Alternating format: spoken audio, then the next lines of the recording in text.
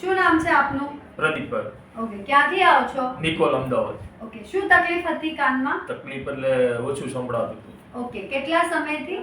સમય એટલે જન્મથી લાગતું હતું, પણ એમાં 10 વર્ષથી ઉપર ઓકે, કઈ બીજા ડોક્ટરને તમે બતાવ્યું છે? બતાવ્યું હતું. ઓકે, શું કીધું હતું એમને? એણે એમ કીધું હતું કે કાનના નંબર છે, એટલે કે કોઈ પ્રોબ્લેમ નથી કાનમાં, ખાલી સાંભળવામાં પ્રોબ્લેમ છે. એટલે એના માટે પાછળની રગુ સુકાય છે અને નબળી પડી ગઈ છે, એના કારણે એટલે એના માટે બેરોમીટર પહેરાવવાનું. ઓકે, બરોબર છે. કઈક ડોક્ટરે તમને કઈક દવા આપી હતી, એવું કઈક આપ્યું હતું? દવા એટલા માટે છે કે જેટલું સંભળાય છે ને એનાથી વધારે બેરાશ ન થાય ને એટલા માટે આપી હતી દવા, બાકી કોઈ પ્રોબ્લેમ નથી.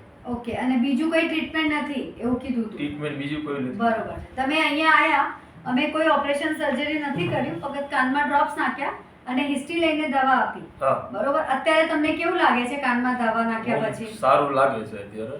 બરોબર છે. નોટિસેબલ ચેન્જીસ જેવું ફીલ થાય છે તમને? હા. બરોબર. તમારા જેવા બીજા પેશન્ટ હોય એમના માટે તમારું શું કહેવું છે?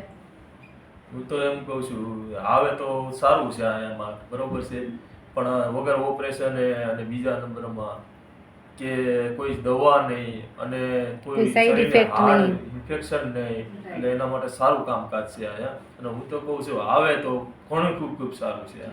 Thank you so much sir. Thank you.